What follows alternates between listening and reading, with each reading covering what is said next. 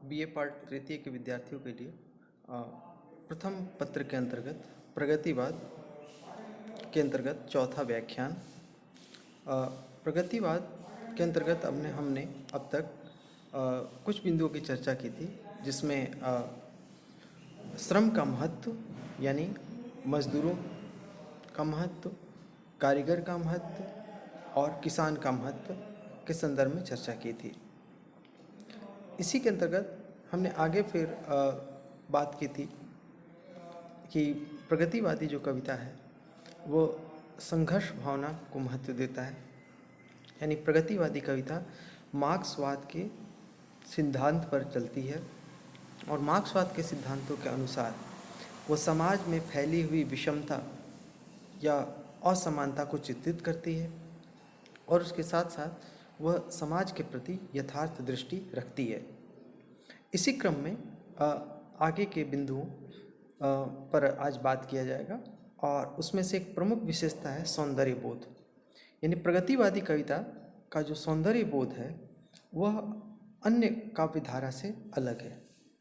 प्रगतिवाद की सौंदर्य बोध के अंतर्गत बात करने से पहले हमें समझना पड़ेगा कि सौंदर्य बोध कविता में दो स्तरों पर प्रस्तुत किया जाता है, एक प्रकृति के स्तर पर और दूसरा स्त्री या नारी के स्तर पर।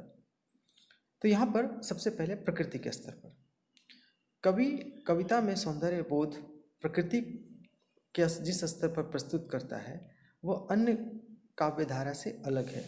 प्रगतिवाद के कवियों का सौंदर्य बोध सहज है, यानी वह बिना लाग लपेट के, बिना बनावटीपन के प्रस्तुत करता है। प्रगतिवादी कवि बिना किसी बनावटीपन के सौंदर्य को प्रस्तुत करता है और इसे ही सहज सौंदर्य माना जाता है।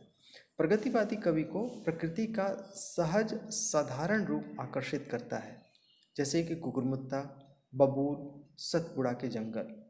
भवानी प्रसाद मिश्र की कविता है सतपुड़ा के जंगल, बबूल कविता है मुक्तिबोध की और कुकुरमुत्ता है निराला की। अगर देखा जाए तो प्रकृति में कुकुरमुत्ता एक उपेक्षित है जिसमें लगता है कि सौंदर्य नहीं है, लेकिन कवि उस कुकुरमुत्ता के सौंदर्य को उद्घाटित करता है, उसके गुणों को प्रकट करता है। उसी तरह बबूल एक कांटेदार वृक्ष होता है, लेकिन उसके सौंदर्य, उसकी गुणवत्ता को मुक्तिबोध स्पष्ट करते हैं। सतपुड़ा के जंगल देखने से जंगल लगता है, लेकिन उसमें जो जीवंतता है, उसमें जो गुण है, इन सब का चित्रण भी कवि भवानी प्रसाद मिश्र करते हैं। इस प्रकार हम देखते हैं कि कवि प्रकृति के विभिन्न रूपों को बिल्कुल ज्यों का त्यों या सहज रूप में प्रकट करने की कोशिश करता है और इसी कारण इस धारा के कवियों ने प्रकृति के विभिन्न आकर्षक, रंग बिरंगे, सूक्ष्म, स्थिर, गतिशील, चंचल, मनमोहक आदि रूपों को अपनी कविता का विषय बनाया। यानी कवि सौंदर्य बोध को केवल चित्रात्मक नहीं बनाता, बल्कि कवि अपने सौंदर्य बोध में उनके गुणों को उद्घाटित करता है। केदारनाथ की अग्रवाल की कविता है बसंती हवा। उसमें कवि कहता है, हवा हूँ बसंती हवा हूँ, सुनो बात मेरी अनोखी हवा हूँ, बड़ी बावली हूँ बड़ी मस्त मौली, जिधर चाहती हूँ उधर घूमती हूँ। यानी एक बसंती हवा में जो उन्मुक्तता है, जो स्वतंत्रता है, जो चंचल है, जो चंचलपन है, इन सब का चित्रण पहली बार कविता में उपस्थित होता है। इस प्रकार प्रकृति का जो सौंदर्य बोध है वह साधारण रूप में होते हुए भी आकर्षक है, बिना किसी बनावटी के, बिना किसी नायक नायिका के साहचर्य में या उद्दीपन में आए बगैर भी प्रकृति सुंदर हो सकती है। ये प्रगतिवादी कविता कहता है। यानी प्रगतिवादी कहता है कि प्रकृति का जो रूप है वह जैसा दिख रहा है वह अपने आप में बहुत महत्वपूर्ण है और बहुत सुंदर है, और यही इसकी विशेषता बन जाती है। इसी रूप में यदि हम अन्य देखें तो अन्य बिंदुओं में देखें तो एक और बिंदु है, वो सौंदर्यबोध नारी को लेकर है कि प्रगतिवादी कवि सौंदर्यबोध में नारी के प्रति जो अपना दृष्टिकोण रखता है वो भी अन्य काव्यधारा से थोड़ा हटकर है। प्रगतिवादी कवि नारी की वास्तविक स्थिति का चित्रण करता है। यहाँ पर वह उसे काल्पनिक या अति मानवीय या देवी या अन्य रूपों में चित्रण नहीं करता, बल्कि वह वास्तविक स्थिति में चित्रित करने का प्रयास करता है। वह छायावादी कवियों की यूटोपिया यानी जो आदर्श मूलक स्थितियां हैं, काल्पनिकता, आदर्श से अलग हटकर अपने आसपास की नारी स्थिति को कविता में प्रकट करता है। इस धारा के कवियों ने नारी की पारिवारिक, श्रमिक, क्रांतिकारी आदि रूप को अपनी कविता का विषय बनाया। यानी नारी सिर्फ प्रेमिका के रूप में नहीं हो सकती, नारी सिर्फ सहचर रूप में नहीं हो सकती, लेकिन नारी का अपना एक गुण होता है। ये नारी का सौंदर्य अपनी अपनी पूरी ताकत के साथ उद्घाटित करने की कोशिश प्रगतिवादी कविता करती है। इसीलिए यही कारण है कि वहाँ जो नारी है वो श्रम करती नारी में भी सौंदर्य है। जैसे पिछली बार हमने वह तोड़ती पत्थर कविता देखी थी, तो अगर हम देखें तो वह तोड़ती पत्थर कविता में एक श्रम करने वाली नारी है, लेकिन फिर भी उसमें सौंदर्य है। यानी सौंदर्य केवल अति मानवीय रूप में नहीं होता, केवल जड़ रूप में नहीं होता, बल्कि श्रम करने वाले स्त्री का सौंदर्य भी आकर्षक होता है। ये प्रगतिवादी सौंदर्य बोध है। और यही कारण है कि प्रगतिवादी कविता में नागार्जुन जैसे कवि अपनी पत्नी के ऊपर कविता लिखते हैं और वो कहते हैं, और उनकी प्रसिद्ध कविता है सिंदूर तिलकित भाल, और वो कहते हैं याद आता तुम्हारा सिंदूर तिलकित भाल। यानी एक कवि अपनी पत्नी को याद कर रहा है, उस पत्नी को अपने सौंदर्य के कारण याद कर रहा है, और ये सौंदर्य बोध प्रगतिवाद की विशेषता है। यानी वह प्रेमिका नहीं है, वह देवी नहीं है, वो माता नहीं है, बल्कि एक सहज पारिवारिक रूप में रहने वाली एक स्त्री है, कवि की पत्नी है, लेकिन उसका पत्नी का वो रूप, वो सौंदर्य बोध उसे आकर्षित करता है। जिस प्रकार प्रगतिवाद ने बिना लाग लपेट के, बिना बनावटीपन के नारी के सौंदर्य को भी चित्रित करने का प्रयास किया है, और नारी के भी वो विभिन्न पक्षों का चित्रण करने का प्रयास करता है। इस प्रकार प्रगतिवादी कविता में जो सौंदर्य बोध है वो सहज और साधारण है, अपने आसपास के सौंदर्य बोध से वो निर्मित है, और यही विशेषता प्रगतिवाद को अन्य काव्य धारा से विशेष या विशिष्ट बनाती है।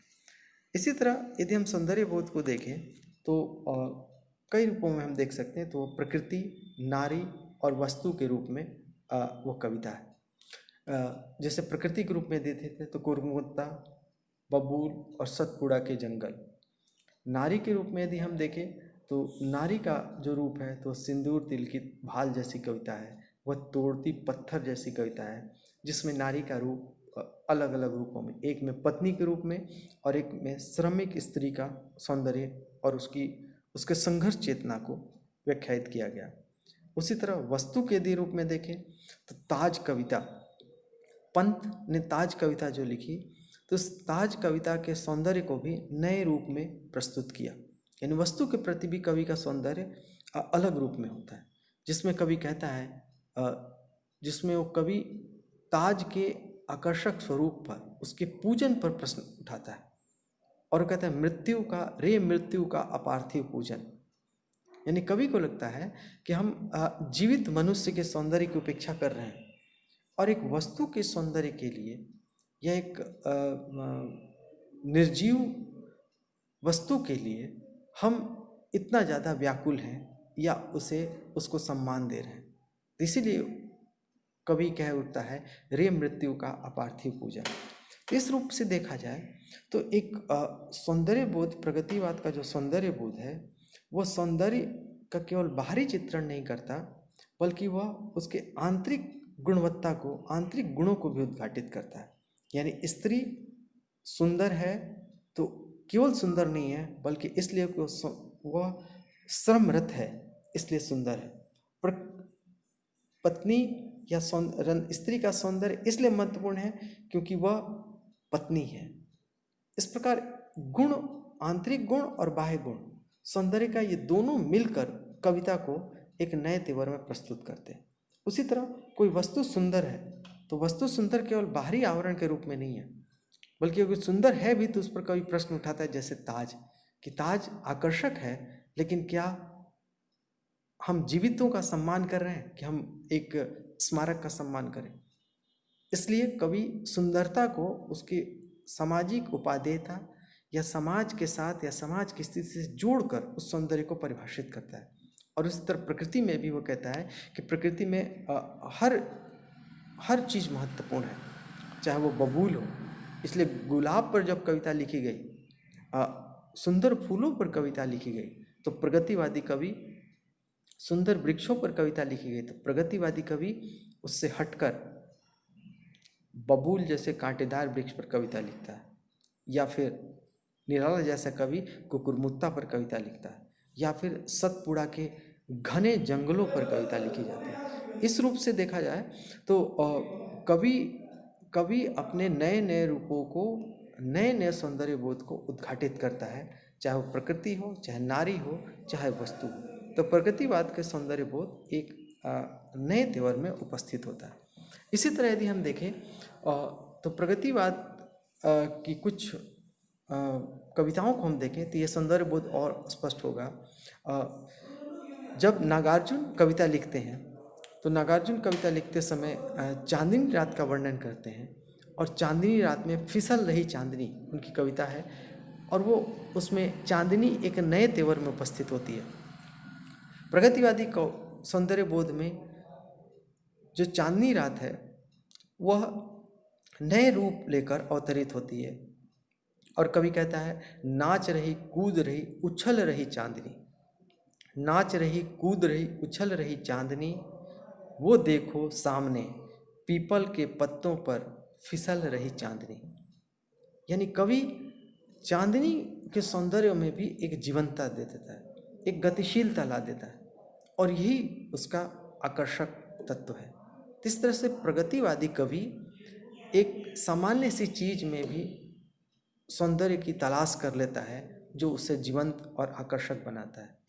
उसी तरह पंत की कविता है तो वह नारी सौंदर्य, पंत यद्यपि छायावादी कवि थे लेकिन वो आगे आकर जिसमें प्रगतिशीलता का तत्व आ जाता है, तो जो नारी की यूटोपियाई छवि थी या आदर्श मूलक छवि थी, एक काल्पनिक जो छवि थी, अलौकिक लोकोत्तर छवि थी, उससे हटकर नारी के मूल प्रश्नों को वो सौंदर्य बोध के रूप में उद्घाटित करते हैं। और वो कहते हैं, मुक्त करो नारी को, मुक्त करो नारी को मानो चिरबंधनी नारी को। यानी कवि स्पष्ट रूप से वो कहता है कि जो नारी है उसे मुक्त करना बहुत आवश्यक है, और इसी क्रम में वो मुक्त करने के लिए कवि आह्वान करता है, और वो कहता है कि मुक्त करो नारी को, चिरबंधनी नारी को, युग युग की निर्मम कारा से जननी सखी प्यारी को। यानी वह नारी को केवल चित्रित करने के लिए कविता नहीं लिखता, बल्कि नारी के अंदर की पीड़ा को भी वो उद्घाटित करता है। इस प्रकार से नारी केवल बाहरी रूप से आकर्षित नहीं करती, बल्कि कवि गहराई से नारी के गुणों को, नारी की पीड़ा को भी व्याख्यायित करता है। उसी तरह केदारनाथ अग्रवाल की जो कविता है, चंद्र गहना से लौटती बेर, तो जब कवि अपने गांव से लौटता है तो लौटने के समय जो गांव का सहज प्राकृतिक सौंदर्य है वो उसे आकर्षित करता है, और वो जो एक छोटे से चने के पौधे के सौंदर्य को उद्घाटित करता है, और ये स्पष्ट करता है चने के पौधे को लेकर, यह हरा ठिगना चना बांधे मुरेठा शीश पर, यह हरा ठिगना चना बांधे मुरेठा शीश पर, छोटे गुलाबी फूल का सज कर खड़ा है। यानी कवि के लिए एक छोटा सा चने का पौधा भी इतना आकर्षक सौंदर्य का कारण बन सकता है। इसलिए प्रगतिवादी कवि अपने आसपास खेत के, खलिहान के, मजदूरी करते श्रम, किसी कारीगर की वस्तु, इन सब के अंदर के भी सौंदर्य को उद्घाटित करता है, और जब पाठक देखता है तो उसे एक नए रूप में उसे आकर्षित करता है।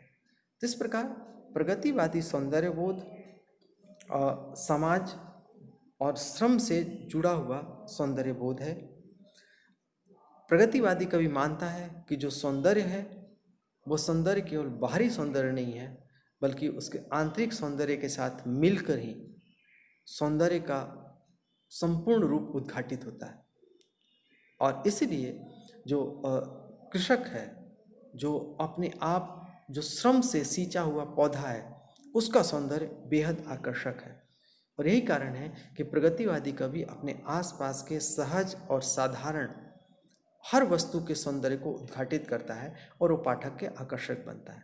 इस प्रकार हम कह सकते हैं कि प्रगतिवादी कविता मूल रूप से महत्वपूर्ण इस अर्थ में है कि प्रगतिवादी कविता सामान्य सौंदर्य को उद्घाटित करती है, और यही प्रगतिवाद का सौंदर्य बोध है, चाहे वो नारी हो चाहे वो स्त्री हो।